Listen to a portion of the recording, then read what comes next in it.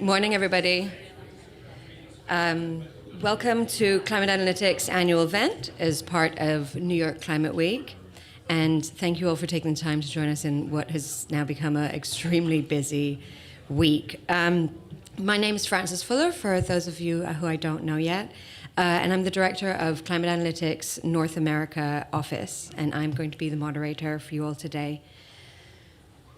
I think we know a lot of people in the room, but for those of you who don't know Climate Analytics, we're a global science and policy institute engaged around the world. And our mission is pretty monumental, aligning global climate action with the 1.5 temperature limit of the Paris Agreement. We connect science and policy to empower the vulnerable countries in international climate negotiations and inform national planning with targeted research, analysis, and support. We have an international team of over 130 experts working from our headquarters in Berlin and throughout our regional offices in Africa, Australia and the Pacific, the Caribbean, North America, and South Asia. I don't think it's news to everybody that at just 1.1 degree of warming, we're seeing global catastrophic losses. The climate crisis is hitting everywhere, but the most vulnerable the hardest. Just 10 days ago, the UN released a synthesis report of the first global stocktake.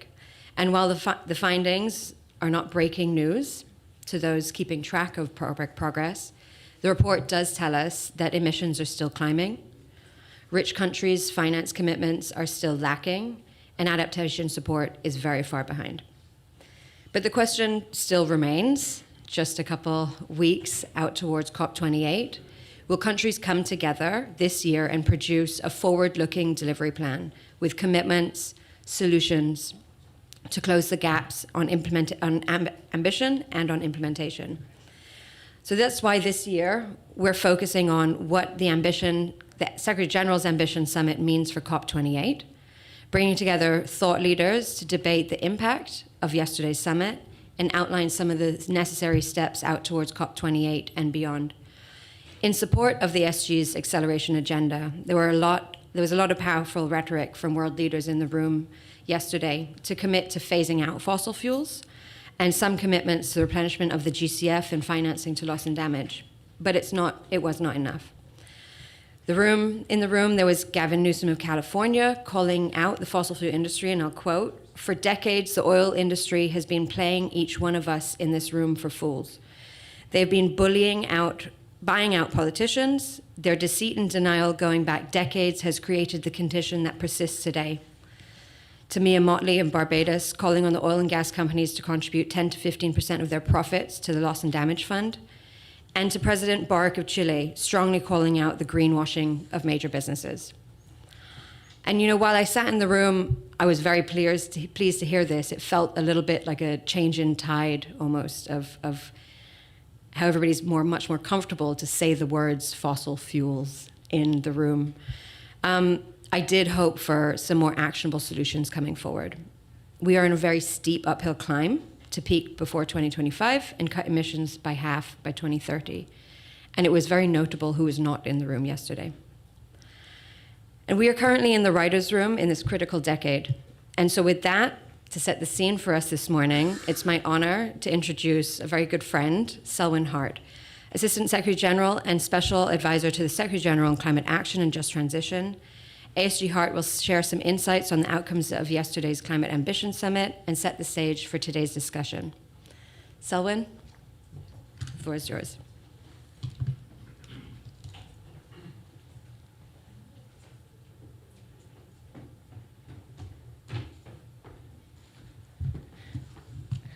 Thanks a lot, Fran, and good morning to everyone. Bill, always a pleasure to see you.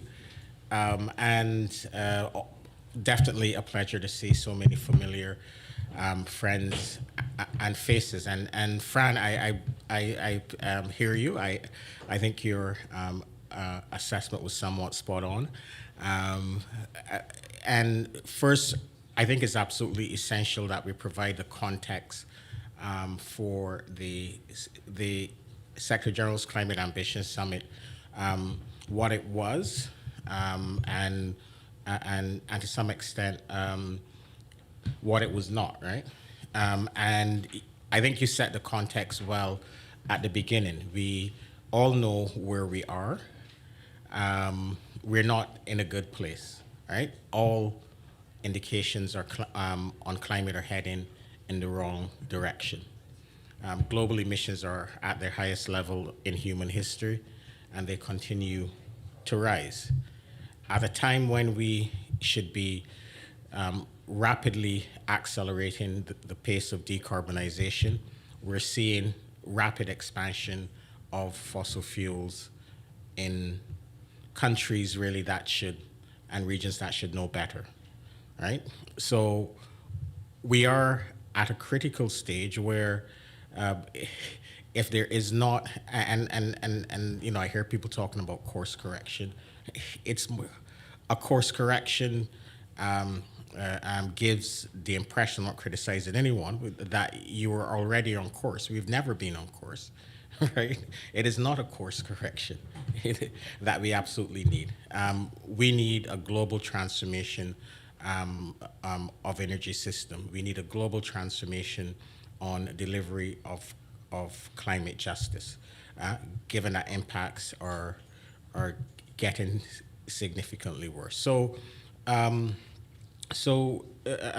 this is the context for the Climate Ambition Summit. After the Secretary General saw the findings of the synthesis report coming from the IPCC, his statement in response outlined what we're now calling his acceleration agenda, right? Because we've never, with all the bad things in terms of numbers on climate, we've never had this clarity on what needs to be done, by whom, and over what time frame, right? Think about it. We now know with certainty that we need to have emissions by the end of this decade to give us a fighting chance of keeping 1.5 alive. We know where the emissions are. It's in the G20. We know the activities where the emissions are, power, industry, et cetera, right? And of course, we know the time frame over the course of the next 7 years. So we have this level of absolute clarity on what needs to be done by whom and over what time frame. And the reality is that we have the tools to get the job done. Finance is not a problem. I was just speaking to a colleague on the amount of liquidity in the global financial system. Money is not a problem. Money is absolutely not a problem. The problem is that it's not going to the places that it should be going to, and to the activities. You know, fossil fuel companies were rewarded by Wall Street for walking back on their climate commitment. So we have a broken financial system that rewards and incentivizes bad behavior, rather than a financial system and policies in place at the national, international level that reward activities that are conducive to the survival of humanity.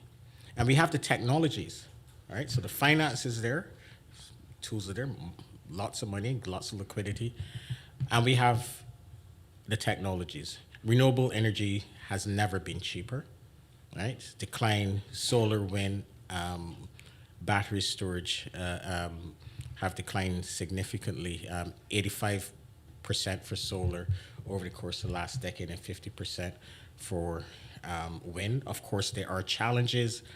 Permitting in many countries, cost of capital for many parts of the developing world. But these obstacles are not insurmountable, right? Why can't we, and I will challenge our colleagues to tell us, why can't we ensure that the cost of capital for a renewable energy investment in Nigeria is affordable? At present, it's 7 times higher in certain parts of the developing world than in Europe or North America. Same technology. So how can we solve these challenges? They're big challenges, but I believe they're not insurmountable. So I said all that to say, and Fran, I know I have limited amount of time to speak. We're in trouble, we're in a bad place, but the good news is we know what to do and we have the tools to do it. And that was the context for the Secretary General's Climate Ambition Summit.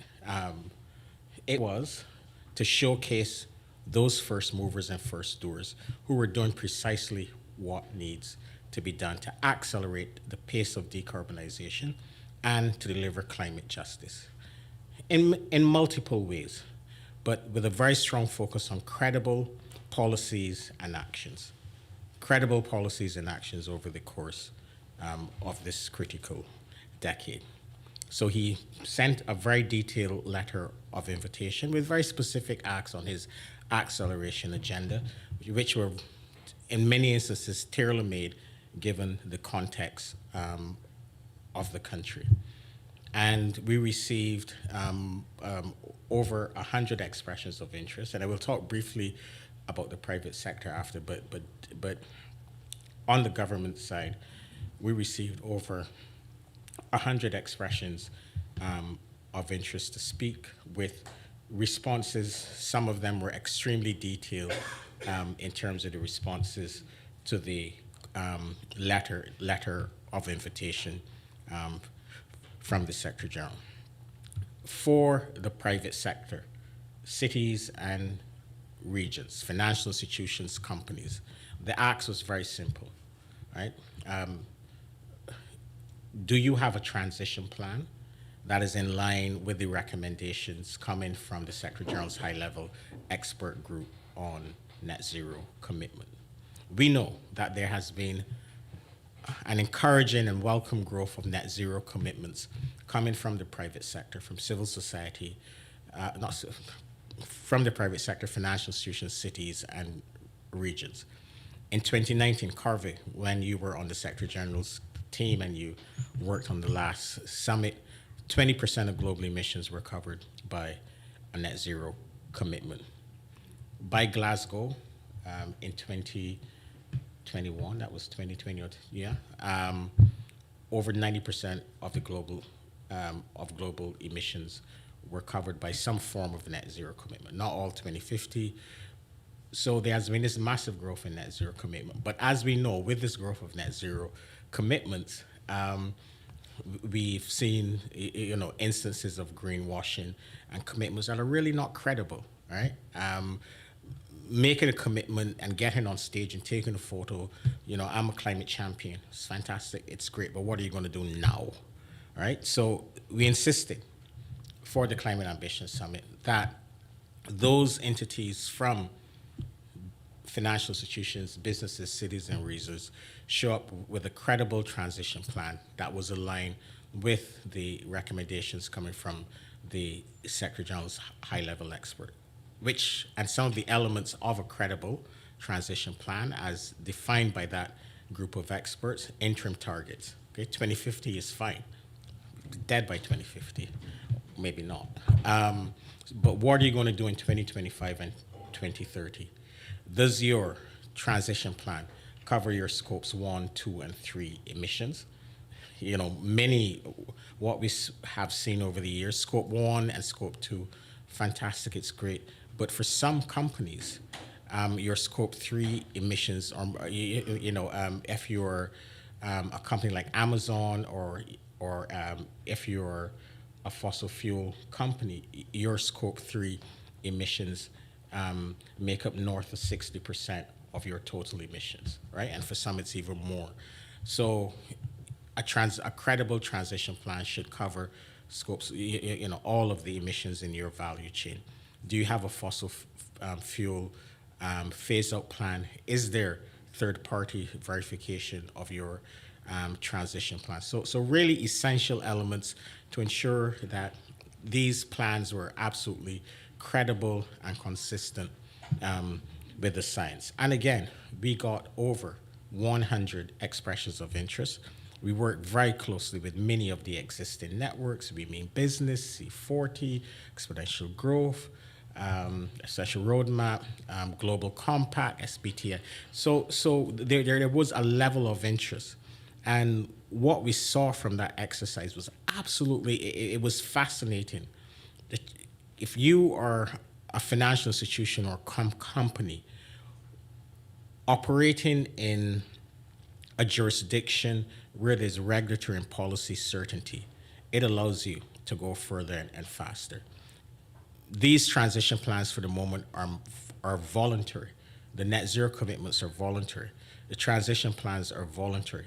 But if you are in a jurisdiction where there's policy and regulatory certainty and predictability, it serves as an incentive for you to be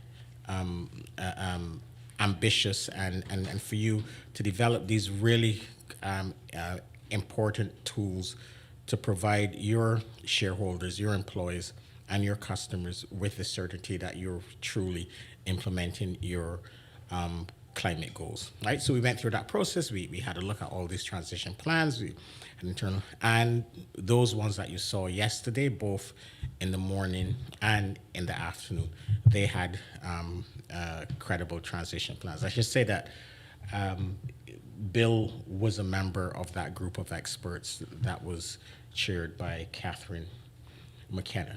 So this was the price of entry for governments and corporates, financial institutions, cities and regions. We knew it was, it is not easy being a first mover. As I said, and I made reference again to the 2019 summit. The Net Zero Asset Owners Alliance started with 12 members. I'm going to speak to them after I leave. They started with 12 members, first movers again, in 2019, and it's now grown to about 80 members. And of all of the net zero coalitions, they're moving much faster. They started first.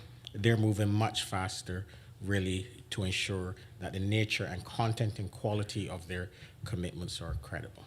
So, colleagues, that's the context of the Climate Ambition Summit. And finally, how does it contribute to what needs to be done as we head towards COP28? The reality is COP28, it's the global stocktake year. It's a global stocktake.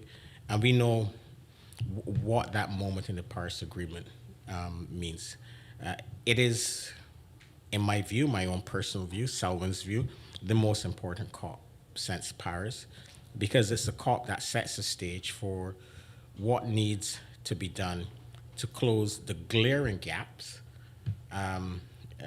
to meet the temperature goal, the finance and the adaptation goals of the Paris Agreement, right? So the outcomes and the recommendations, what folks have been calling that forward look of the global stocktake, will have a consequential impact on our ability to address the climate crisis. And this is why this acceleration agenda of the Secretary General is such an important contribution to the work that countries will need to take and the decisions that countries will need to take at COP28. We need outcomes that are credible, outcomes that credibly set the path forward on what needs to be done to close the emissions gap, to address the finance deficit, and to address the inequity and inequality that we see on adaptation finance. So one summit will not solve the climate crisis, but yesterday showed that on all of these issues, from fast forwarding net zero timelines, phasing out coal, capping oil and gas production, increasing the ambition level of current NDCs, there are first movers and doers. There are first movers from companies, corporates, cities and regions who are accelerating, who are putting credible transition plans in place and getting out of fossil fuels. Financial institutions with a plan to scale down their exposure to fossil fuels. Utilities moving much faster to end coal and other fossil fuels. They are first movers, but they need to be joined. They need to be joined by others. And I think even more importantly, the enablers or the enabling environment at both the national and international level needs to be put in place. Issues around international financial architecture reform, they need to get real.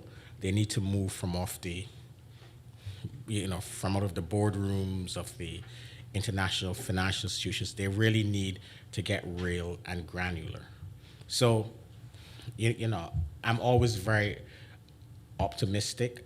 As I said, the tools are there. We know what to do.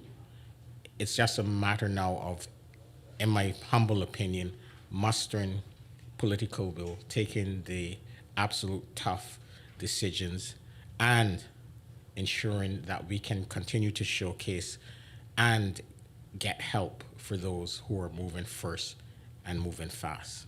So thank you, Fran, and it was great to see so many familiar faces and friends.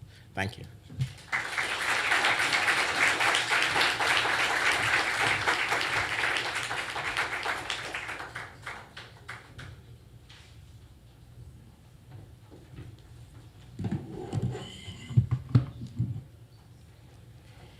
Thank you. Thank you so much, Selwin, and congratulations on the event yesterday and for setting the discussion, setting the stage for the discussion, especially outlining some of the challenges.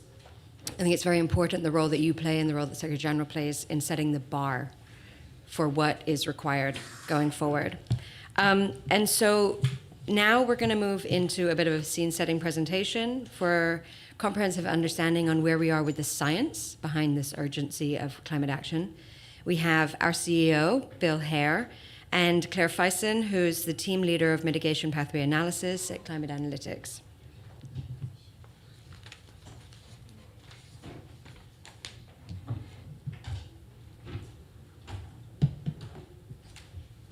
Thanks, Fran, and thanks, Selwin, for coming, and good to see everyone this morning. I'm just going to spend a few minutes stepping through the scientific context really behind the Paris Agreement's 1.5 degree limit and show how it's been pretty much reinforced by what's been going on out there. We know from the IPCC assessment that the warming we're seeing is pretty much unprecedented in a very long time. And I'm talking 125,000 years sort of time frame. We haven't seen global temperatures like this since the end of the last interglacial 125,000 years ago. CO2 concentrations, methane, all at record levels and accelerating actually. So this is the context we find ourselves in. We know the IPCC report has told us there are an incredible number of observed, attributed climate changes and damages happening around the world across all sectors. So that's the context that Selwin was talking about. We know where we are. We know this year has been an extraordinary year of boiling temperatures, as the Secretary General said, but looks like we've got the hottest summer ever recorded, and from the paleo climate point of view, maybe going back 125,000 years, or in some people's view, maybe 400,000 years since you could find a summer as hot as at present. Other major Earth system changes, Arctic sea ice is low, chaos breaking out in Antarctica. I'll come to that in a minute, with really, really low sea ice levels for this time of the year, which have pointed to a major system change underway there. So we know that Antarctica has been, in many scientists' view, somewhat isolated from the global changes going on, but this year we've seen some really dramatic research coming out on ocean current changes, on collapse of the recovery of the sea ice from the summer period, major damages to species and ecosystems going on down there, and this points to a really systematic change in the Earth system and the way it's working, which will have wide-ranging global consequences. The Southern Ocean takes up a lot of carbon. In fact, the majority of carbon that we put in the atmosphere is taken up by the Southern Ocean. Circulation changes there could actually begin to increase the rate of CO2 concentration in the atmosphere. So that's something to really watch out for. And of course, we've got the questions arising, is it happening faster than we expected? The good news, and there's bad news. The good news is that it's within the present model range. The extremes that we're seeing are more or less at a broader level within the expected changes that we see from the present and contemporary range of climate models. So that's the good news. The bad news is that we're at 1.1 degrees of warming, and the changes that are emerging are causing damages somewhat higher than we would have thought. So the kind of extreme heat that we're seeing, extreme flooding, for example, in Libya, are things that we knew could happen, but seeing them happen in real time and knowing that they're somewhat harder and larger than we had predicted is really a big warning sign. And I think all this has tended to reinforce the wisdom of the 1.5 degree limit in the Paris Agreement. I know there's a lot of discussion about what's happening there. Has the Paris Agreement been busted? I get press inquiries nearly every day about, well, there's 1.5 degrees warming here or there, or maybe this year. Important thing to know about the 1.5 degree limit is it was a compromise pushed by the small island states starting back in 2009, the least developed countries. It's not absolutely safe. It's a cost-benefit relationship, I guess, in people's heads that staying under that would limit damages. Going above it would cause really extreme changes. And that's what's happening. We're already seeing serious damages at 1.1 to 1.2 degrees of warming. We know that at a global mean warming of 1.5 degrees, land surfaces will be warming much faster. So on average will be higher than 1.5 degrees because the planet is 70% ocean, that's warming slower. So we're going to see 1.5 degree exceedances above weather station records fairly regularly in the coming years. This year at the global average level, or next year, depending on whose temperature record you want to use, we're likely to see global mean temperature at 1.5 degrees as well. That doesn't mean the Paris Agreement limit is busted, but it does give us a very, very strong warning that we are simply running out of time in the way that Selwin described. So we know that I wanted to focus a bit on extreme heat. Fairly obvious, global warming, extreme heat, but it's been a bit ignored by policymakers. We know from what the IPCC has told us, the scientific community has told us, that the combination of heat and humidity is leading to an increasing risk to human populations ultimately. A seminal paper about 10 or 12 years ago raised the question about the human habitability niche, and roughly speaking, the combination of temperature and humidity, the wet bulb temperature, once it reaches 35 degrees for any sustained period of time, starts to create survivability limits for people. If you're not very well, it could be hours. If you're fit and strong, it might be a day or two. But once you have sustained temperatures at that level, you're in real trouble. So there's been a lot of research in that way since then, and it's emerging as a really, really extreme problem. So here's a figure from recent literature which looks at the projected zones of very high temperatures and their return periods between 1.5 and 3 degrees. 3 degrees is roughly where we're headed under current policies. We estimate 2.7, the Climate Action Tracker, others about 3, but in round terms 3. And you can see the area of potentially uninhabitable regions where people would have a hard time surviving outdoors in the open by the time you get to 3 degrees is really quite extreme. Now, there's not a deterministic connection between these temperatures and survivability because there are a lot of complex factors, so don't overinterpret it, but it does show the risk. And look at 1.5 degrees. There's really large parts of the world which are already going to be in serious difficulty at 1.5 degrees, where we're going to have major adaptation problems. Look at South Asia. This is going to be a really big challenge to our societies if we don't get warming under control. We're at 1.2 degrees now, and already we're seeing some of these heat episodes begin to emerge at weather stations around the world. I don't have time in this talk to go through that, but we're already seeing the first signs of this. And it's one of those problems that everything's okay until it's not okay. So people will cope with 32 degrees, 33 degrees, wet bulb temperature, get to 34, 35 degrees, and suddenly people are not coping. Animals are not coping. We're seeing across Africa ungulates, elephants now dying of heat stress in a way that perhaps has never been seen before.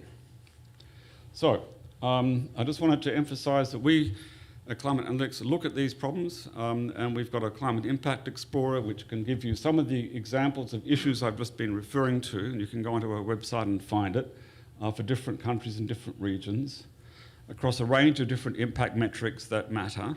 Here we have, I think, the loss of labour productivity, which is emerging as a really serious problem, particularly in the developing world. The increased heat is affecting economies' ability to grow and develop and sustain themselves. Now, another thing I needed to mention is sea level rise. This recently completed IPCC assessment has done the best job ever since the IPCC started on projecting sea level rise. And there's different timeframes here. There's up to 2100, the conventional sea level rise trajectory, but out to 2300, look at the upper end of that sea level rise, right? That's telling us that if we keep warming, we're running the risk of destabilising the major ice sheets of Greenland and the major ice streams around the East Antarctic and provoking multi-metre irreversible sea level rise. 125,000 years ago, the paleo record shows us that when the world was about as warm as at present, for a sustained period, there was a period of sea level rise of many metres per century for a few centuries. That is the climate space that we are moving into now with the temperatures that we're observing. Now, we don't know when or how these ice stream collapses would occur, but we're getting dangerously close to that. And that's something that we really need to bear in mind from the policy level. If we don't crack on and get emissions down, we're going to find ourselves in situations where hundreds of millions of people are going to have to move because of very rapid sea level rise. By very rapid, I mean metre or multi-metre per century sea level rise over the next century. Now, on the 1.5 degree front, when the small island states and least developed countries first put this forward in 2009, building on the AR4 fourth assessment report, there was a lot of scepticism about the wisdom of this number.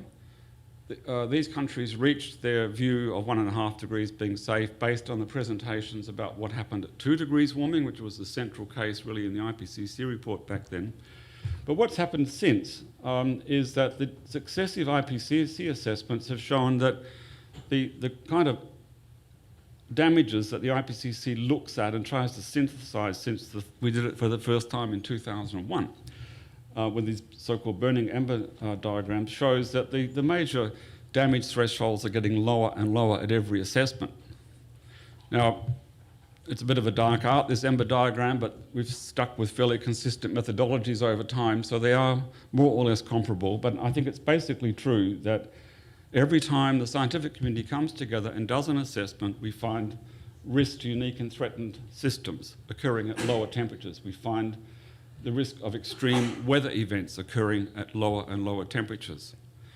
And what we're finding is the physics of our understanding of the climate system is only slowly catching up with what we're observing in relation to extremes. So I wouldn't be surprised to see this band move down even lower at the next assessment. So 1.5 to stay alive was the slogan of the small island states and least developed countries back then in 2009 and through into the Paris Agreement. And I think everything that's happened this year has really reinforced the wisdom, strength, and potency of that goal.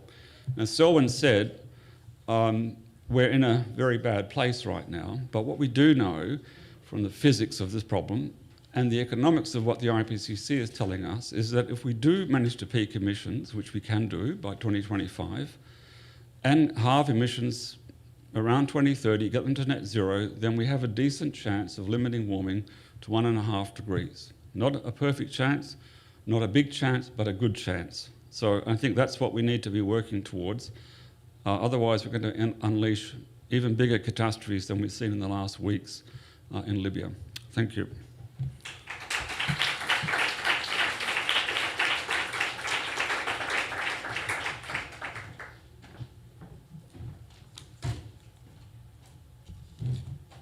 Great, thank you. So after that somewhat sobering presentation by Bill, I'll be stepping through what does a world on track for limiting warming to 1.5 degrees look like. As we know, the IPCC has said it's possible, but what does that more concretely look like? To start off with a little bit of context, as Bill already said, we're not heading for 1.5 degrees. We're heading more like 2.4 degrees based on the current targets that governments have put in place. If you believe that the net zero targets will be achieved, and there are some credibility concerns that Selwin highlighted, you could get down a bit deeper, but still you would push 1.5 out of reach. And I think what's really the really worrying sign is that based on current policies, as Bill said, we're heading for 2.7 degrees, and there's really high levels of heat extremes and other terrifying impacts that would come with that. And as it stands, emissions are still rising, as Selwin pointed out, and that's largely driven by fossil fuel use still rising. And every year that continues, we are accelerating the problem. What we need to do, the most urgent milestone, of course, is to peak emissions by 2025. That's what the IPCC made very clear. There are some promising signs that we could be approaching a peaking. We could pull an all-nighter and get in on the deadline at the very last minute. The IEA has pointed out that we could see a peak in fossil fuel demand this decade. We're seeing incredible growth in clean energy technologies. There are promising signs, but we're also seeing governments continue to invest in fossil fuels. So it's on edge, and especially if we bet on false solutions such as carbon offsets and carbon capture and storage in the wrong way that can prolong fossil fuel use, this could really place this goal at risk. And we have a report coming out before the COP, so watch this space for that. After we've peaked emissions, of course, we need to get our emissions very rapidly down, and we've done a lot of work looking into some benchmarks and key pathways at country level and global level on what that looks like. And we use global pathways assessed by the IPCC to do this, but it's really important to note that not all of those pathways are equal. Not all of them achieve the Paris Agreement in a sustainable way. And so we do some filtering of the pathways assessed by the IPCC to develop these pathways and benchmarks. So we take those that limit warming to 1.5 degrees, that achieve net zero greenhouse gas emissions in the second half of the century, as noted in the Paris Agreement. But we also filter them to make sure that they don't limit on really unsustainable levels of carbon dioxide removal that would place achieving this limit at risk, but would also raise concerns, for example, for land management, for food security, for water security. And lastly, noting that developed countries need to take the lead, we select those pathways where we see faster action in the developing world this decade. And I'll step through what these scenarios and a bunch of other lines of evidence tell us about what we need to do.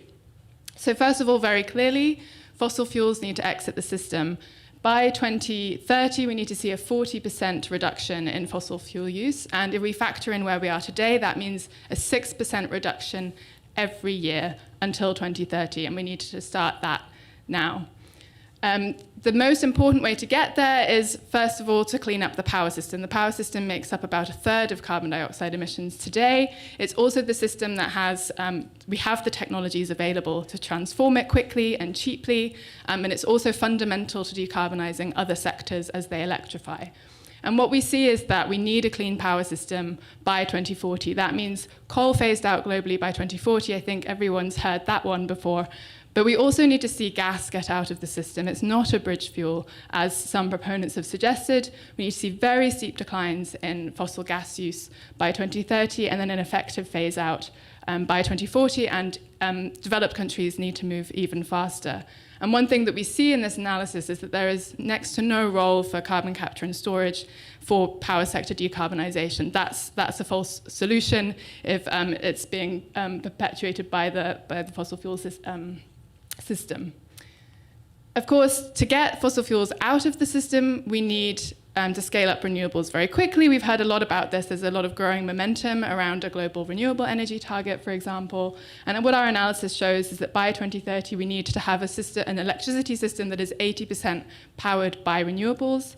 That means that we need, by 2030, to be installing 1.5 terawatts of wind and solar capacity each year. Wind and solar are really the technologies that will drive this transition. For context, the IEA expects us to install about 0.4 terawatts this year, so we need to see a very, very rapid scale up, but of course we are starting to move in the right direction here.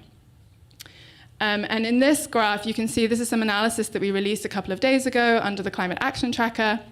We looked at 16 different countries and looked at what would happen to their wind and solar capacity, share of electricity generation by 2030 and then by 2050 if they follow S-curve development. And what we see is that the world could be on track to achieve 50% of renewable electricity by 2030 and around 70% by 2035. So that's really, really promising. Still not enough, but it shows the explosive potential of these technologies. And I'd encourage you to check out the report on our website. But the bad news is that despite all of this progress, governments are still investing in fossil fuels. There's a huge coal pipeline and an even bigger fossil gas pipeline in the power sector. And this is really worrying because we won't achieve the emissions reductions that we need unless we get this under control. And I'd like to just, in the interest of time, I'll go over these a bit quickly, but to end, I'd like to plug our 1.5 National Pathway Explorer. So in this Explorer, we've developed over 60 different pathways for 60 or so countries that show what a 1.5 compatible transition would look like for those countries, for their emissions, but also for their energy sector transition, and in some cases for their land use transition as well. And this is really important for allowing us to hold governments accountable for what they have committed to, and to help sort of benchmark the targets that countries are bringing forward. And as a quick taster, here are 4 big emitters. In blue, you can see what their emissions trajectories should look like in order to be 1.5 compatible at the global level. And in the red and the yellow, you can see what their current targets and policies are heading for. And as you can see, there's a big gap. And what you can do as you explore the tool is you can see how would you close that gap? What would you need to change in the energy system in particular to close that? And also, what are the investments that need to be made? And this is something that we're working on enhancing at the moment, is estimates of where are the biggest investment opportunities for example, decarbonising the power sector. Recognizing, of course, that we need, as Selwin said, the finance needs to flow into the right places, and that many countries will need support to achieve these steep reductions. And with that, I will hand back to Bill to give some final conclusions on our presentation.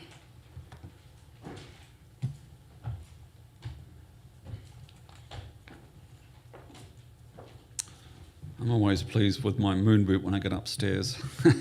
But yeah, look, I just wanted to wrap up. As Selwin said, the COP this year is one of the most important COPs since Paris, or the most important COP since Paris. Why?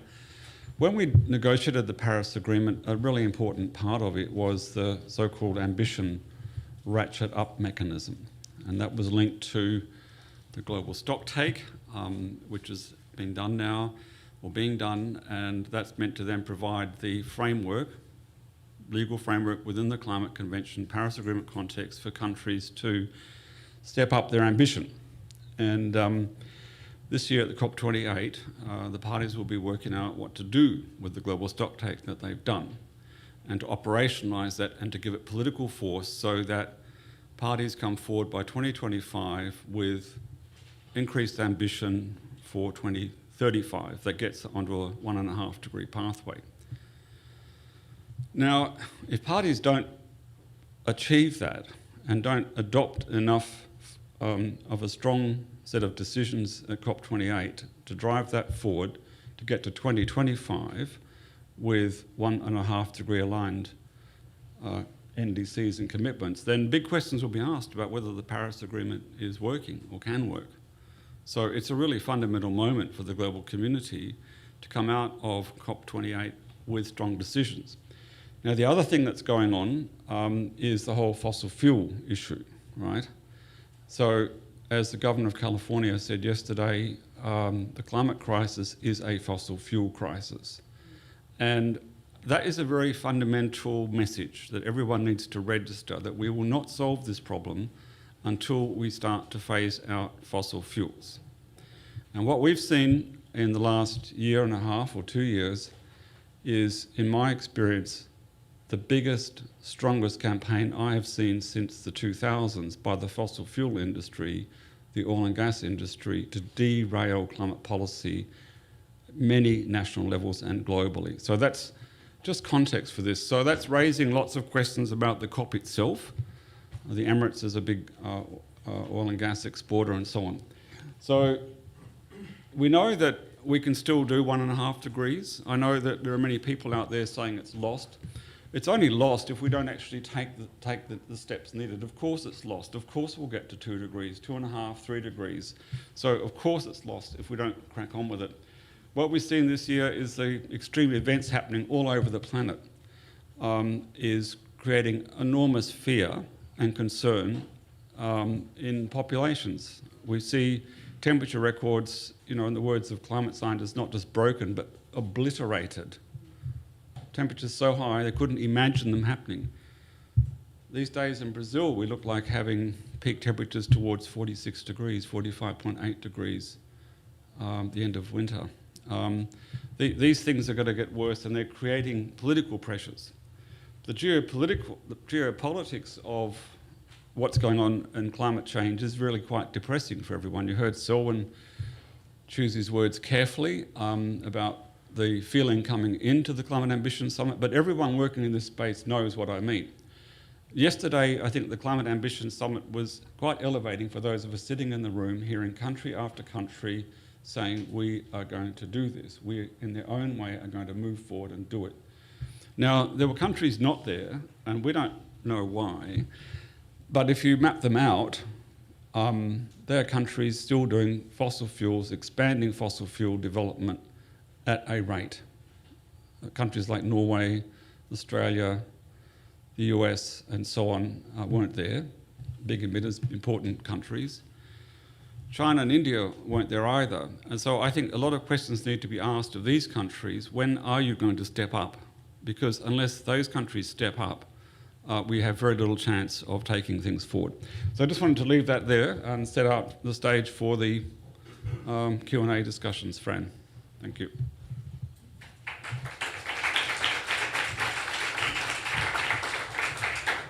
Thanks, Bill and Claire, for setting the scene and somewhat sobering setting of the scene. I had a message from my sister in Antigua saying that she's not sure if she wished she had watched half of the slides.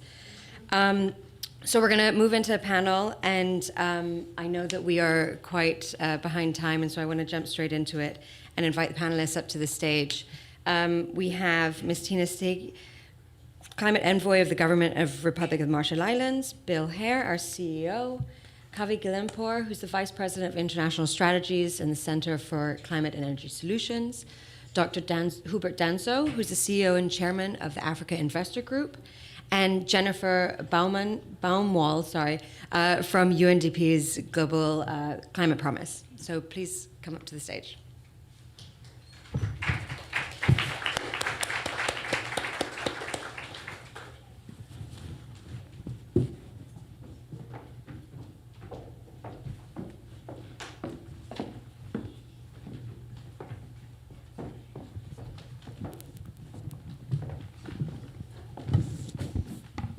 Well, first of all, thank you all for joining us, and apologies for running a little bit over time. Bill and Claire do get deep into the details, and I think it's really important to dive into that before we have this conversation. We had a couple of guiding questions for the session today, but I wanted to first and foremost say that Tina will need to leave relatively soon. She's going to join the ministerial panel on the global stocktake, which is starting now. So she's been very kind with her time, and so just to note. So I will start with you and give you some introductory remarks, and then also if you could speak to, given the kind of current levels of ambition that's on the table, what's at stake for COP28 from your perspective, especially in terms of the outcome on loss and damage? It's on, okay. Good morning, everybody, and apologies that I will leave because I want to stay, because this is where the conversation is happening that is honest, I guess. But I do need to get to this GST minister. Well, we have to get to the nitty-gritty of figuring out how to come out with an outcome that actually responds to this crisis.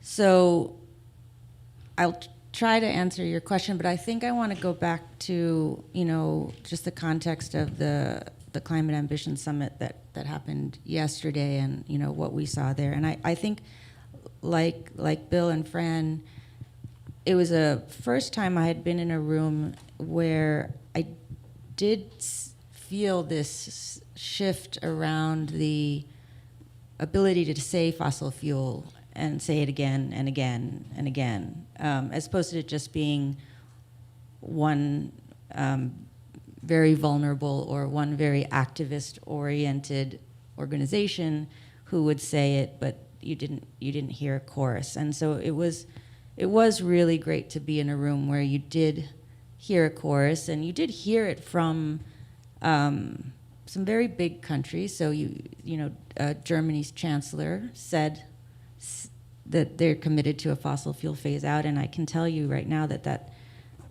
you need those big countries to move in order to bring the other big countries into the room. And there were clearly a lot of big countries missing in that room. But at this point in the year, you need the beginning, you need the wedge to start to build the momentum. And so I really do appreciate what the Secretary General did there. And I also want to highlight, as I think Bill said several times, it was the small island developing states and the LDCs who pushed in 2009 for that 1.5, and at the time it was viewed as quite unrealistic, and really a pie in the sky kind of dream that was completely unachievable.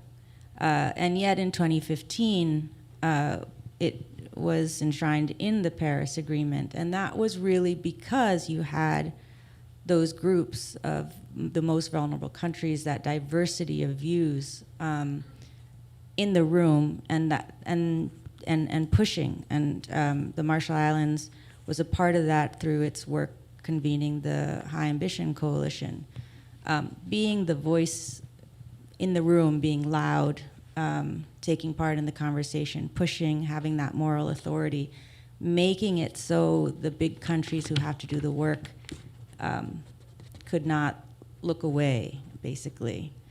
And so it did work, right? We got 1.5 there. So where we are now, it's not 2015.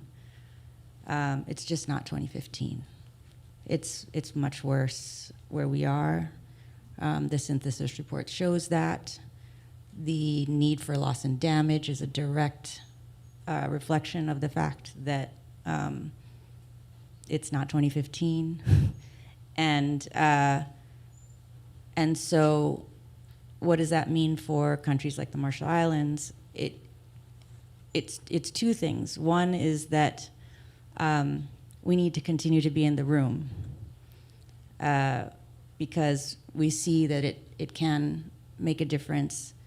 And so we continue to push and advocate. And one of the things that we did as chair of the High Ambition Coalition yesterday, you may not have seen it, but there was a statement by 20 world leaders that came out the day before the Climate Ambition Summit, very clearly stating in high level, one page, but distilling some of what you heard today, which is that we do need a fossil fuel phase out. It can't depend on abatement technologies that are untested and untried and won't deliver. And we also need the trillions of dollars to flow in the right direction to support those countries that not just need to transition their energy sectors, but now need to adapt and pay for loss and damage. So we still have leaders who are saying that. We had several of the bigger countries but who came onto that statement, but if you look also, you see which bigger countries didn't come onto that statement. And so we're doing in our way the same sort of thing that I think that the Secretary General is trying to do, is create that higher ambition, that moral authority that attracts and until it can't be ignored, essentially. And it's really critical to have, what we do supported and amplified by civil society. I mean, I can't stress enough how important the diversity of voices is. I mean, you see what comes out of the G20, and there are no small island states there. You don't have LDCs there, so you get what you get. But in the UNFCCC,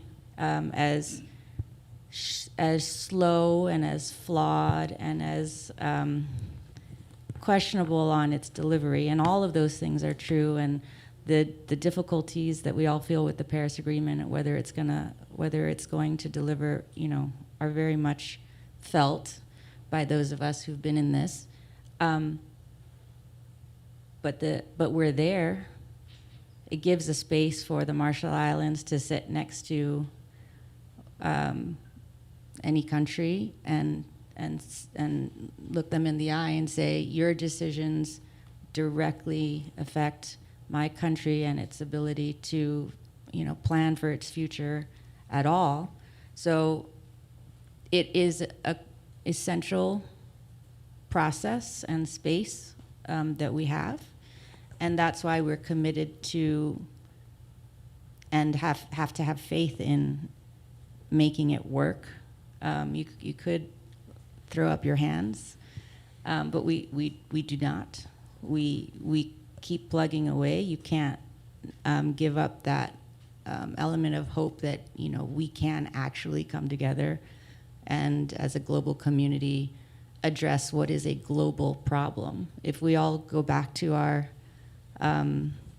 corners and start building walls to keep out people and keep out seas, that may save a small portion of the planet, but it's not going to actually save the planet. And if you lose the planet, then what do you say? What are your children really living? What kind of place are they going to live in? You just imagine.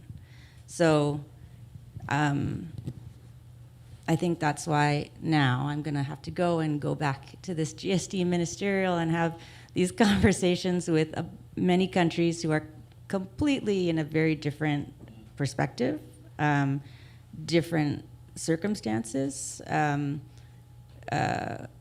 try to understand where they're coming from and attempt to find some landing zones. But we will need out of this COP a GST that, delivers not just headlines and they're not that they're not important, headlines like fossil fuel phase out, which is obviously taking up a lot of interest and there's a need for that. But even if we were to all agree on a fossil fuel phase out, how would we actually deliver it? This is what hasn't been addressed in the work that we've done in the past years. We have all these targets, but just what was being said, there's a difference between targets. It's a whole degree almost. If you have a target that says you're going to get to, I think is it 1.7? So I keep hearing 1.7 sometimes. Sometimes you guys say 2.4. But then you look at the actual policies and plans, and it's more like 3. So we haven't cracked that nut, how we're actually going to implement. And so the GST needs not only to address some of these headline issues, which are the headlines and which people like to pay attention to, but also how do we deliver and implement not just what we've already agreed, but all the the additional things we need to agree in order to get to a planet that's actually livable for our kids. So with that, thanks so much. Thanks for giving me the time. I wish I could stay, as I said, but I have to go. Thanks. Well, thank you, Tina, and thank you for spending the time with us. I think that the points you made around the importance of the process and having everybody's voices at the table is really critical, and the outcome of the COP delivering more than just headlines, and it really needs to address the gaps in implementation and how we get there. And so I'll thank you very much.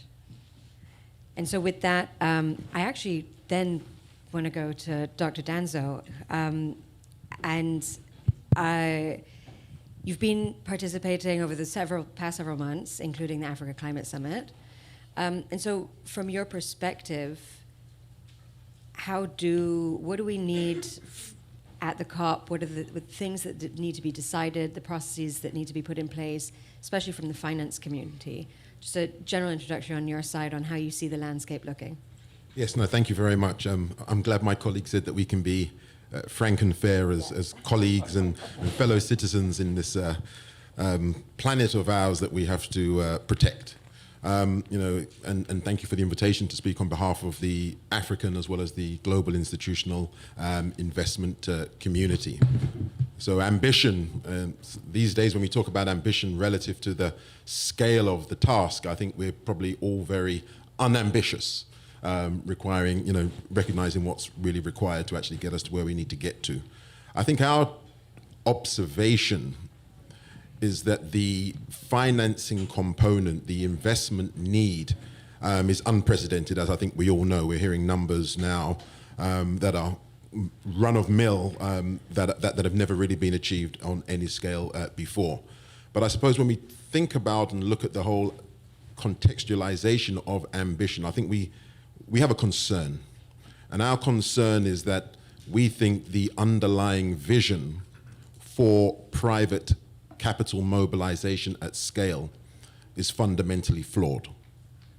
It's fundamentally flawed because it's a development-driven, a public sector-driven agenda to mobilize private capital. Now, if we wanted to accelerate and scale the mobilization of public capital, then I don't think that should be led by the private sector. But I think what we have now is we have public sector mindsets architecting how to mobilize private capital at scale with a track record which sort of suggests that if they were delivering that mandate, they would meet their targets. And their targets have been set very clearly and restated by the G20, which is for every $1 of multilateral development bank finance that they provide, they are supposed to mobilize $10 of private finance. What's the reality? What's the outcome? What's the performance of that?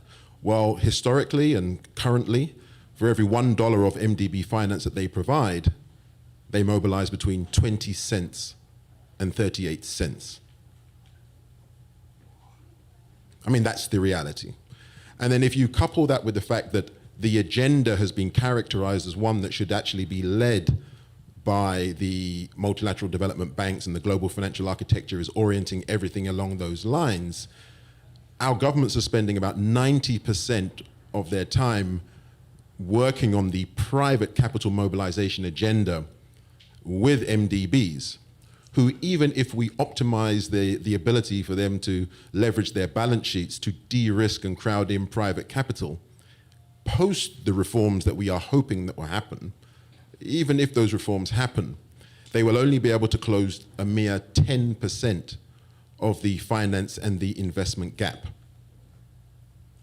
Whilst our same governments are spending less than 10% of their time with the global institutional investment community representing $150 to $200 trillion of assets under management globally, less than 10% of that time with our constituency that can solve 90% of the investment gap. So I think there's a fundamental problem that we have here, and I think that we're calling for COP28 to sort of break the ice there, break the ground on what we would like to see, and we're describing that as climate investment statesmanship. We need the heads of state to really get in front of this issue and understand that all of the nationally determined contribution projects and all of these other opportunities will not attract the private investment that's required. And let's not forget, emerging markets and developing countries, the majority of our nationally determined contribution projects will need to come from the private sector. We do not have the luxury of the sort of the fiscal capacity that maybe G7 nations have, where they can throw major incentives. So we're going to have to actually have a very different posture and a very different level of engagement with the private sector. And so I really do hope that that's what COP28 can deliver for us. So that is really an earth shot. And I think underlying all of this, we as the investment community see the whole climate transition as one of the generational investment opportunities of our time. But we need climate investment statesmanship. And I think fundamentally, one of the areas that I don't think has really been addressed at any good level is the extent to which we can collectively reimagine how to accelerate the geopolitical decision-making process. That's the fundamental elephant in the room. Great ideas, great science, great ideas from the private sector, but until we can get that uniform approach to geopolitical decision-making process. Have we seen that recently? Probably not for a long time, but we've seen, not a great example, but if you look at what happened with COVID, we were all at least able to get some degree of synchronicity. And I don't think that we've actually really worked hard enough, and maybe we need some of your firms and institutions to really begin to reimagine and give our leaders a perspective about how we can accelerate that process, because the climate clock is ticking and it's not ticking in our favor. Thank you. Thank you, and some sobering numbers, but also something that we discussed back in May around, people who are involved in the process speak about climate finance, speak about involving the private sector, and I've bumped into a few former negotiators over the past several days, and who no longer negotiate, and said, it's funny that we used to talk about involving the private sector. We had no idea. And I think there's an important role to play around building financial literacy or collaboration across the different actors within that space. And so I hope that we can kind of move on that discussion. Can I just add one thing there? I mean, to that point, and I think we experienced that together at the NDC conference in Berlin. There seems to be this collective approach to ensuring that the word investment. Yeah. And we actually see this entire transformation, the climate transformation, the climate transition. In Africa, we say it's a transformation because of the low levels of access to energy. Well, we have to transform before we can transition. But the whole agenda is, in our view, a medium to long-term investment agenda. And if we continue with this MDB concessional green finance characterization, we know that we're going to run very quickly into a green finance debt crisis for many of our governments. So we need to be able to bring on board long-term capital that plans for the long term, take some equity co-ownership participation, and have that longer-term view. Otherwise, I think we're going to be in a very, very bad place. Thank you. Thanks, and I think that the new ED of the GCF has been thinking about how also to reform the GCF. So I'm hopefully encouraged by some of those transformations. So I'm going to go to Kaveh. How do you see, I guess from your perspective especially, you've done some work, you've been in the process for a while, done some assessments of the GST, looking out to the COP, what's kind of the decisions that are needed, and at this time, at the COP, and in spaces outside of the UNFCCC process.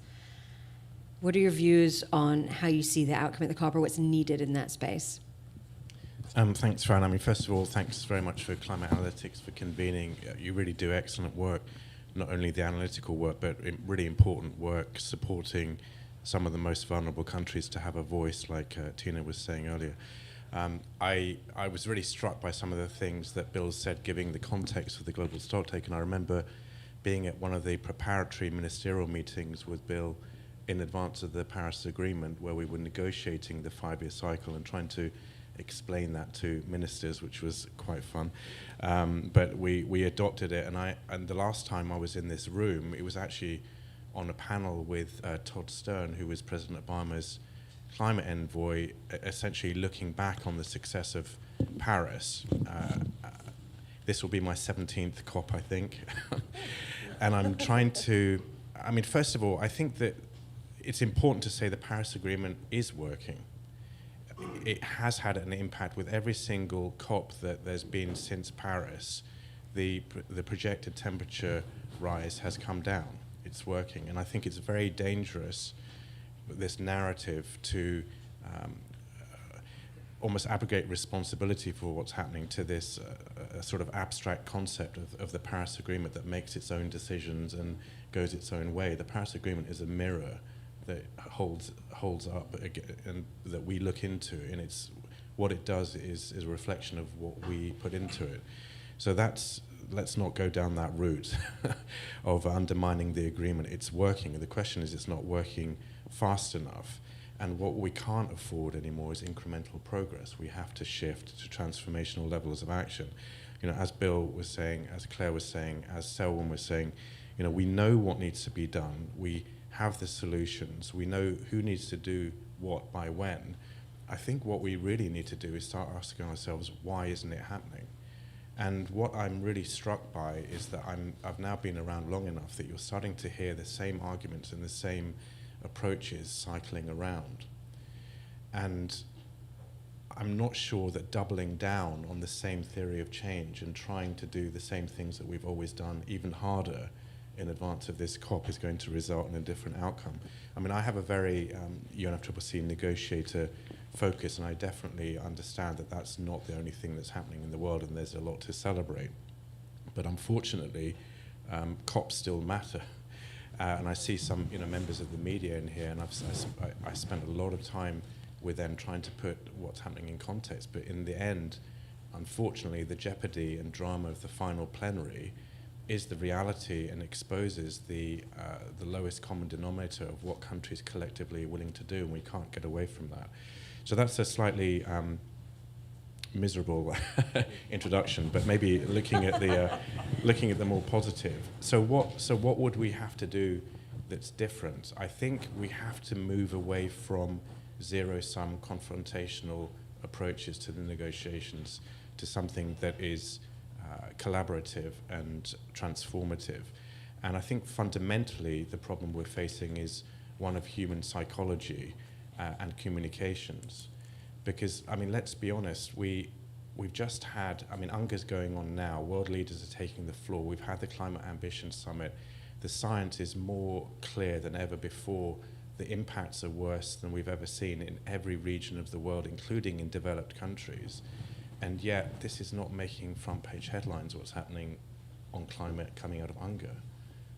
You know, only one leader of the P5 has turned up in New York. One of the G7 yesterday made announcements that taking that country backwards in terms of action.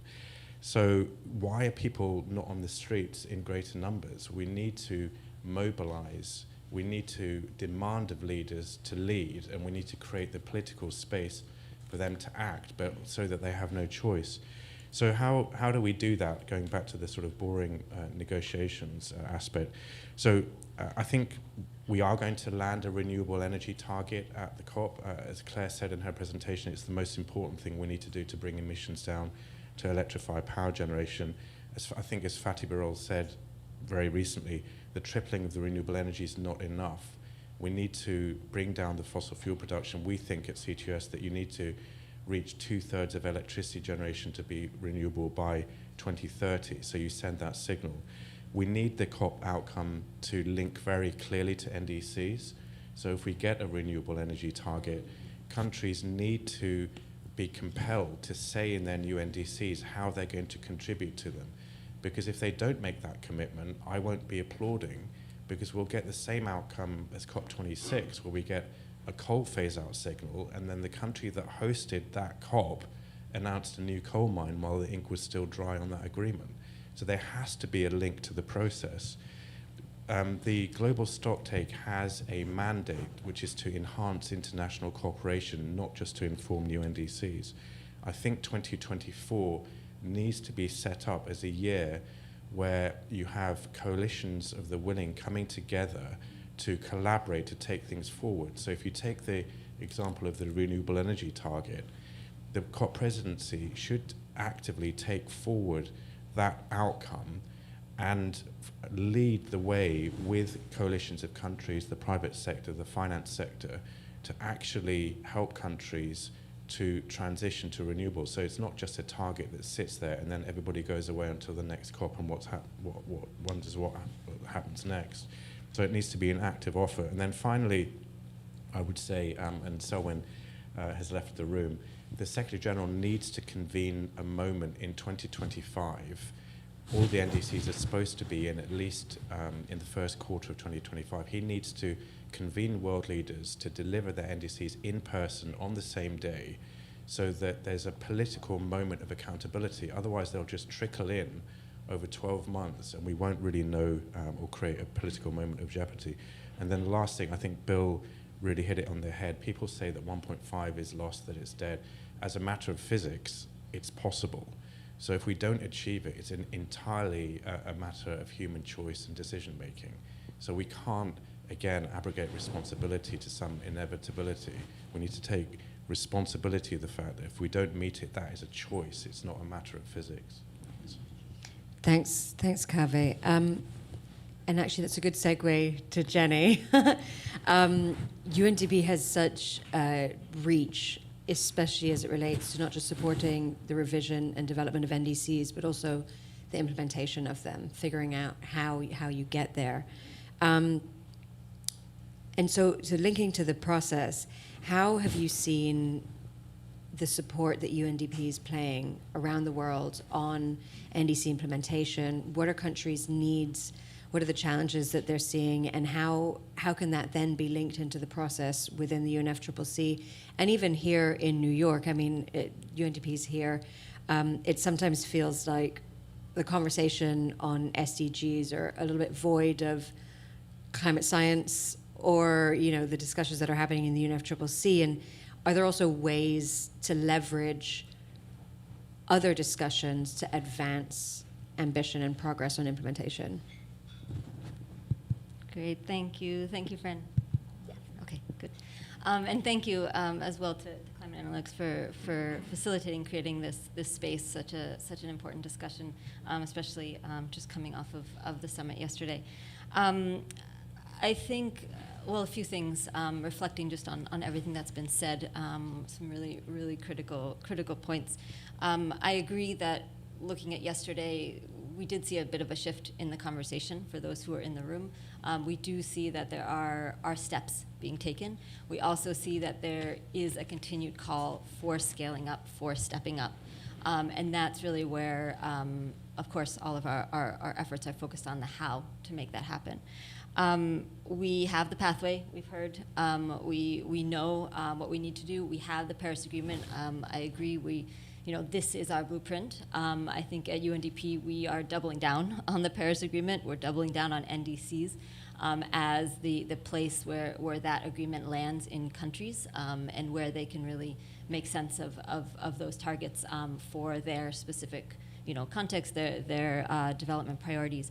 And we do see, as you referenced, this interlink between the development agenda and the climate agenda. The need to, when you're in country, those are intertwined, right? You can't pull them apart, even if you have different groups of negotiators negotiating these global agreements. They're intertwined in country, and so understanding how to take those targets forward requires really looking at the agendas and their intersections on the ground. I think one of the things we've seen and through UNDP's support and through our kind of pledge, the climate promise, which is our promise to countries to support on NDCs, we've supported 85% of developing country NDCs, and we've seen over 90% of them raising ambition. and this is the trend. Developing countries are leading the way. We see that happening, both in terms of their pledges, but also in terms of taking those steps to implement them. What we need now is to invest in those NDCs to, as we were speaking to, in order to prove that this process works, in order to, again, commit to the Paris Agreement. Otherwise, it starts to undermine the whole premise that we have. And this is what we have. This is the best and most important tool that we have to address this. So I think what we're seeing is, finance is the key. The investment is the key. I think political will in country, of course, it's critical. In a lot of the developing countries we work with, that's there. The NDCs are backed at the highest level. It's really about finding the resources to invest in those targets.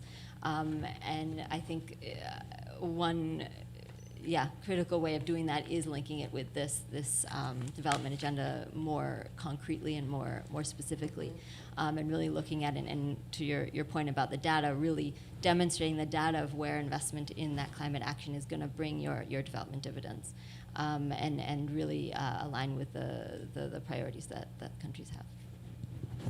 Thanks, Jenny. I think that's really important, especially the role here of New York in the GA, in the conversations that happen in the development finance landscape. I think the message needs to be sent.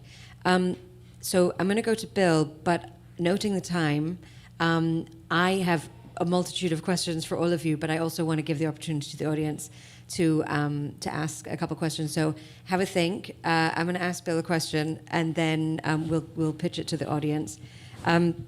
So Bill gave some sobering news. I say it's sobering news. It's not news, really. I've been saying it for several years now.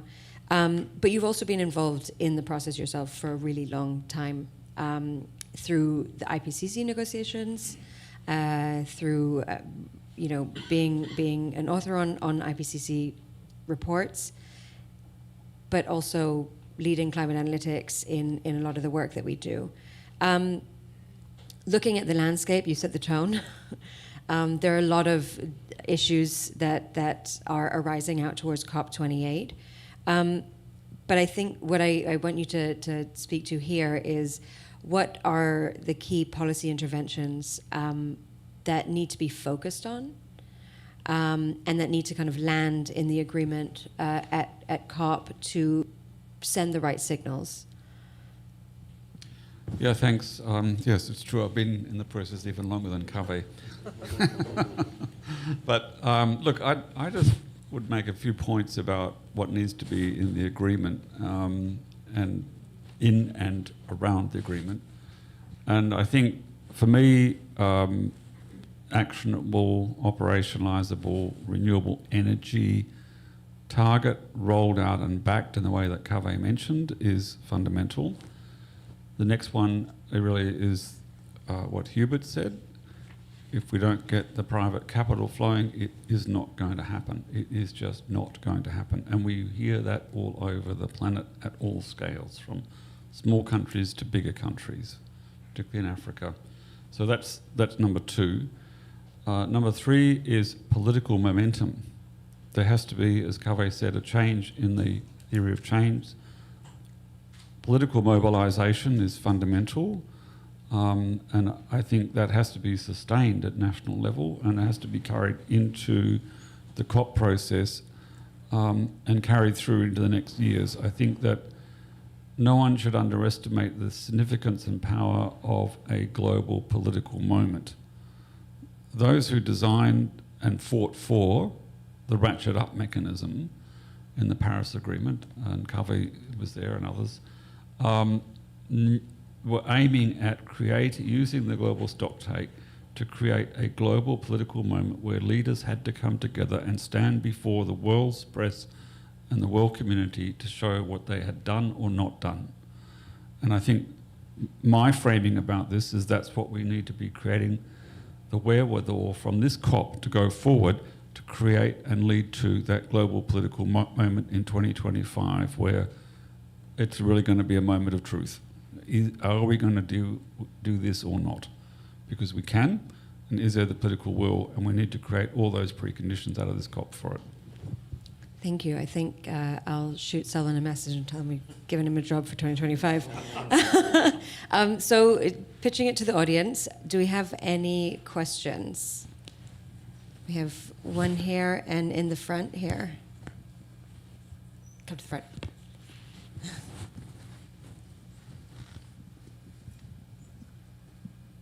Thank you, and thank you everyone on the panel, and to Selwyn and Bill and Claire, that this has been a lot, but it's been illuminating. I have two questions. Can I be really greedy? I promise they'll be quick, and everyone's going to love them. So, Kaveh, I wanted to ask you a quick question, and it seems oversimplistic.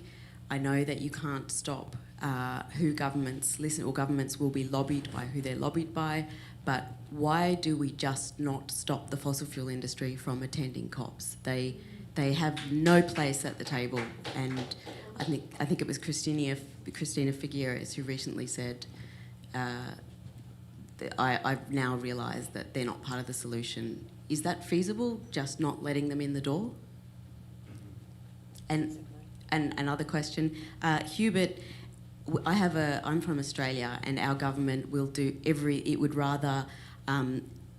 our ministers would rather eat their own children than spend money on the climate or environment. And one of our arguments is that we don't want to spend money on the climate, and one of the arguments is and this is literally in one of our new international aid documents, strategies, if the Australian government spends too much money on climate finance or development, it will crowd out private sector investment. And my understanding is that the more public investment that is put in, that de-risks the landscape for private finance. What response can I put to the government saying, like they literally have graphs saying, we can't spend too much money because then the private sector won't. It will crowd them out. Thank you. And then, Paolo, there was a question by the gentleman in the middle there. We'll take that third question and then go to the panel. Sure. My question was also for Dr. Danso. I was at an event yesterday and heard from Norges Bank, which is the operator of Norway's sovereign wealth fund. They spend such a tiny fraction of their investments on emerging markets, particularly in Africa, Southeast and South Asia. I mean, it's shamefully tiny. So I'm just wondering if you could elaborate. You mentioned the climate investment statesmanship.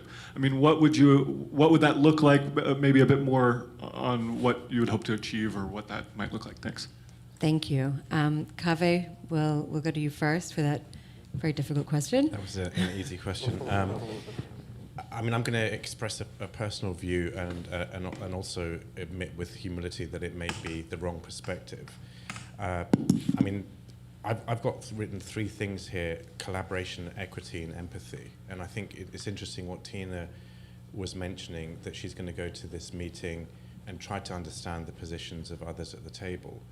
And I think the fundamental theory of change that many people in this room have had, particularly going into Paris, was to form coalitions of the self-labeled ambitious and then try to put what they viewed as laggards into a corner to force them into accepting things they may not want to accept. I think actually in the end Paris was a miracle, that it was an outcome that was exceeded the expectations of everyone who was in the room at the time, and the outcome was better than the sum of the parts.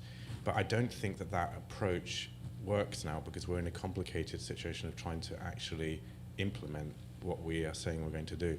So my view is that people still do deserve to be at the table. It's not up to me to decide whether or not they would, who can come to the COP or not. But I think the patience is running out. And I think what Selwyn said is that we do need to hold countries accountable to what they say that they're going to do. So if an organization says that it's going to achieve net zero emissions by 2050, it needs to be robustly held accountable to that and exposed if that's not happening. And unfortunately, we've seen some serious rollbacks from the oil and gas sector in terms of reducing, both in absolute and in relative terms, their investment in renewable energy at a time of record profit. And there could be also, I mean, I'm not going to speak for that sector, but there's systemic reasons why that's happening that need to be addressed. A lot of these organizations, particularly in Europe and North America, have legal duties to maximize profits for shareholders. We need regulation to change that. Otherwise, they will continue to do what they're doing.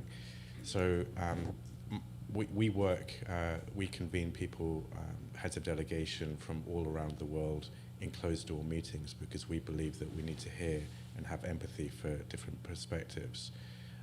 But when it comes to corporate organizations, I think they need to be publicly held accountable to what they're doing. And I think the Secretary General needs to be applauded for putting pressure on that, and hopefully we're going to get some kind of outcome at COP28 on that.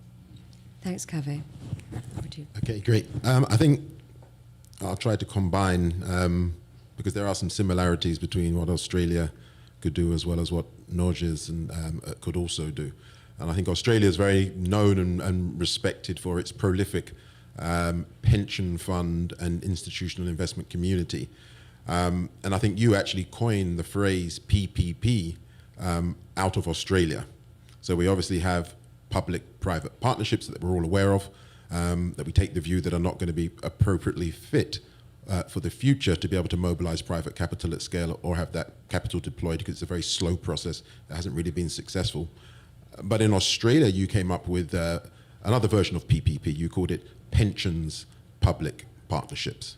And you were actually asking the government to work with you under Ambassador Hockey at the time, when he actually hosted we all know Joe, the champion of mobilizing institutional capital and aligning interests with government capital. And we also know Martin Weidler, who's just the chairperson now, probably using the wrong name, of the institution that's actually been set up to catalyze private capital, and it's actually been capitalized in many respects by the government as a strategy and as an instrument to crowd in more institutional investment to help with the transition.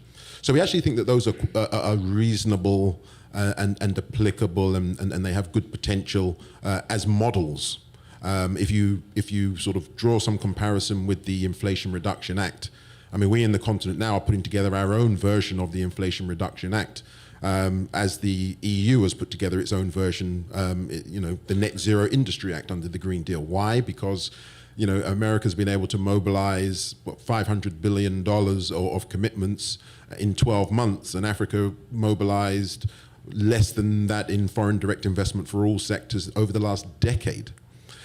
So I think what we're asking for in the COP process is not just a finance day that it's only development finance and sort of characterizing everything as a development challenge, but rather how do you work with pools of capital, recognize that there are challenges, very deep challenges with the NDC process and the NDC projects, because those NDC projects are the pipeline against which we are supposed to be able to deploy capital and earn a market appropriate return, and climate adjust that return as well. And what we're seeing is a lot of the NDC projects are being funded by technical assistance and MDB type instruments. And as a consequence of that, where we think we've got a $3 trillion pipeline, why isn't the money flowing? It's not flowing because the grant givers are ensuring that the projects are designed for their instruments. So they are not bankable. So that is the fundamental flaw of everything that we're trying to do, everything that we're trying to say. The institutional investment community commanding $150 to $200 trillion that could make a percentage of that available and close this financing gap are being marginalized. So we've asked COP, for example, to have an investment day where we bring that $150 to $200 trillion to the party. And we're being told, no, MDBs are leading the agenda. MDBs are a collective $1.5 trillion as a balance sheet, and they have the mobilization ratios of 0.5 out of 10. When they need to be much higher. So I think fundamentally, I'm not sure how we get to the point where we all have to move our feet. We all like to be in rooms where we dominate a conversation, but in this we all have to work together because we're interconnected and there's high degrees of interdependency. And I think that is part of the reason why the likes of the Norges banks of this world and other institutional investors are not investing in developing countries because the development agenda has, enjoys seeing emerging markets, developing countries in a position that they're comfortable with. And I think if you look at the green industrialization and the increasingly multipolar world that we're living in, you're going to see a reconstellation of economic and sort of climate contributions from other parts of the world. And I just don't think that a lot of markets are ready for that. That is why we need institutional investor-public partnerships, probably very similar to what was initiated in Australia, where pools of capital work with governments on a strategic plan where that capital is most appropriate, where interests and risk can be shared and aligned. And then you save government resources to be able to do things that private capital can't do. I guess just to build on that, and thank you, and sorry if anyone's asking a question, but so our government uses those partnerships to divest itself.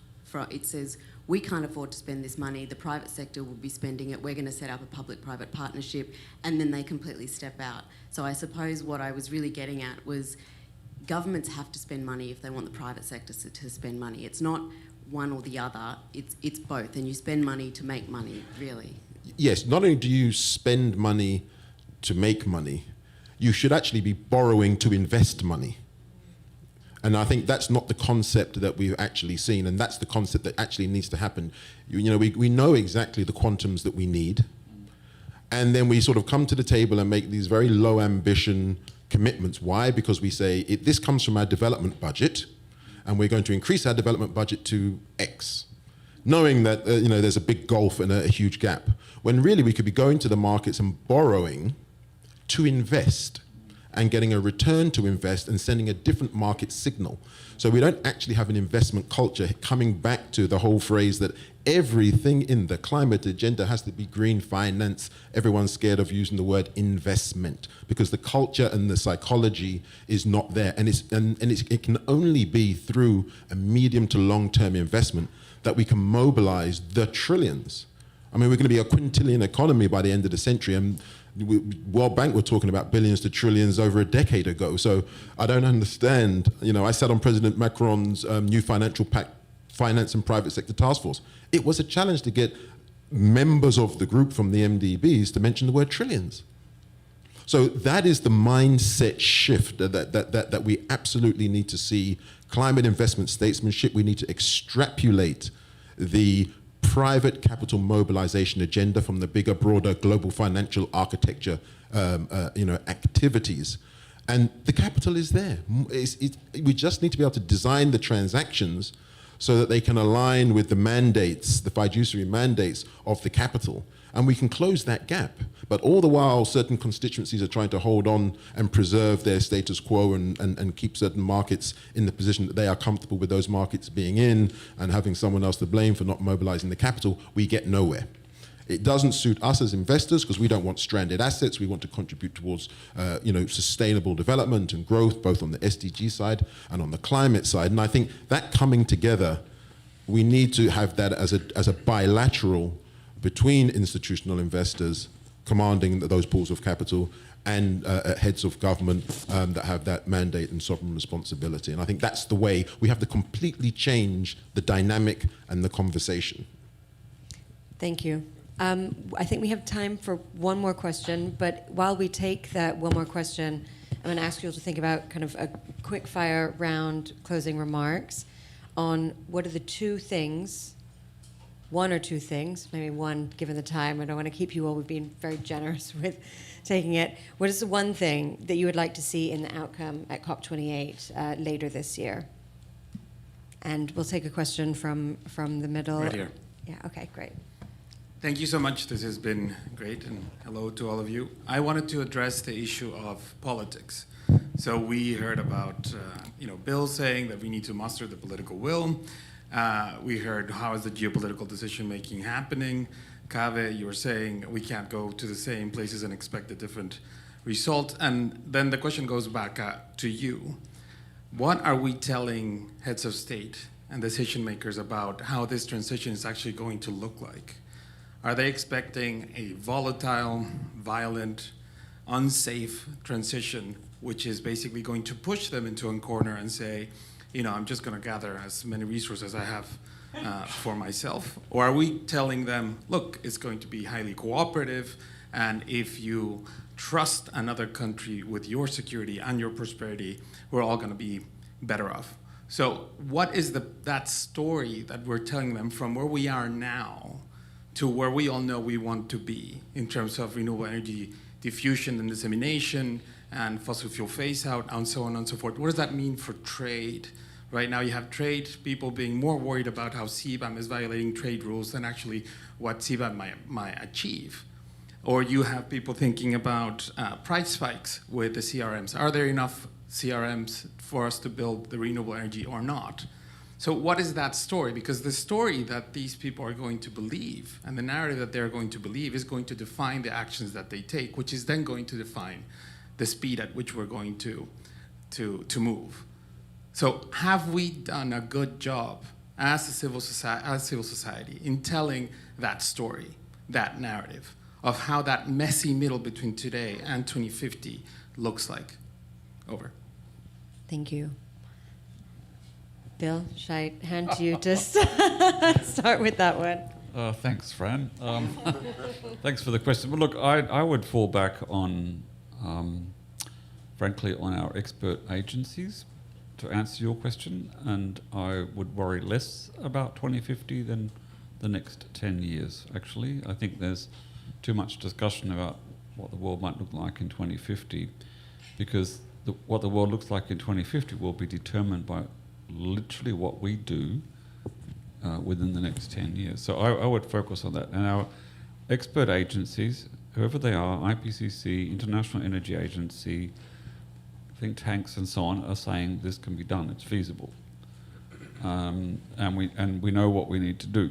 And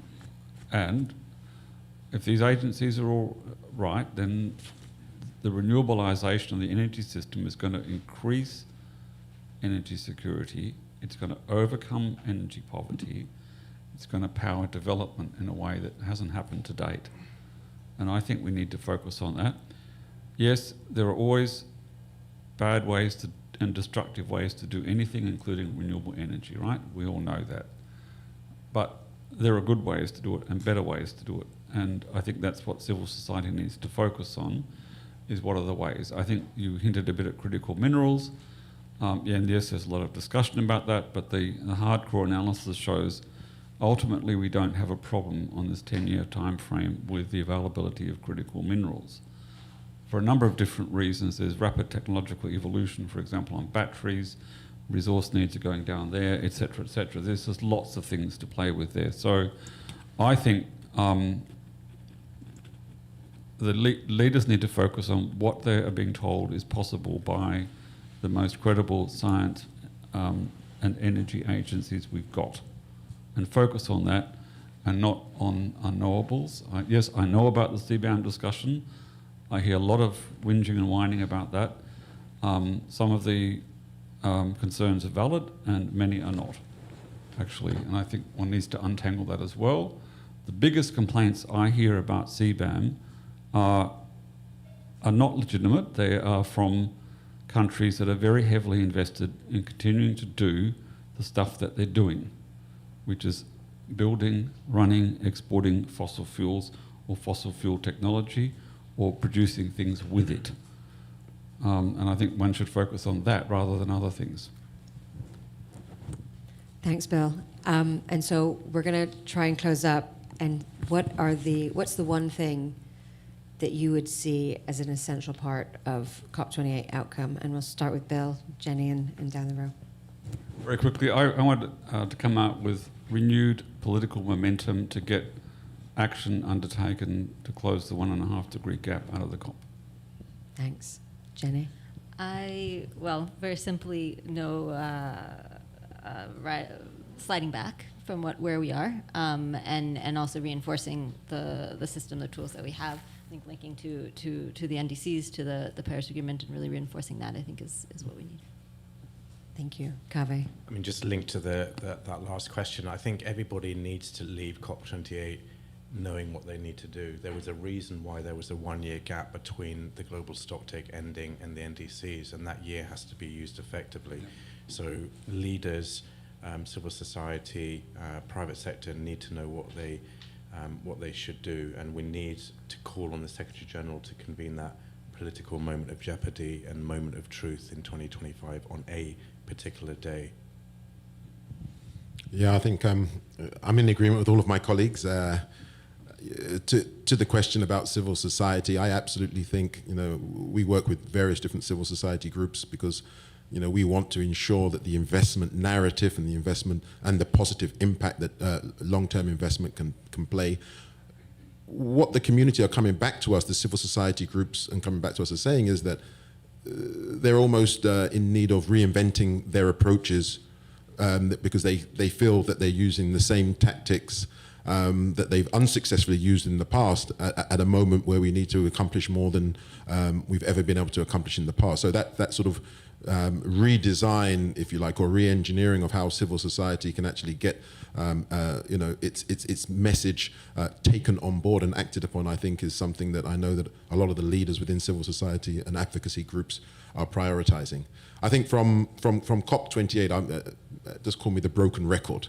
This mobilizing capital issue needs to be institutionalized within the whole UNFCCC process and not just a side event or a day at COP meetings. So I think if that fundamentally could happen, where there's support from UNFCCC to institutionalize the process and thereby encourage future hosts of COP summits, starting with COP28, to actually make that happen and inaugurate that, I think that would be a very powerful outcome. And one of the key underlying issues there, as we begin to think about how to make the nationally determined contribution projects more bankable and more investable, is to really address this issue. And this is one of the big issues that came out of the Africa Climate Summit, of how do you intermediate the natural resource, the critical minerals, the sort of the youth bulge, all of the different sort of super abundant natural capital that we have in emerging markets and developing countries,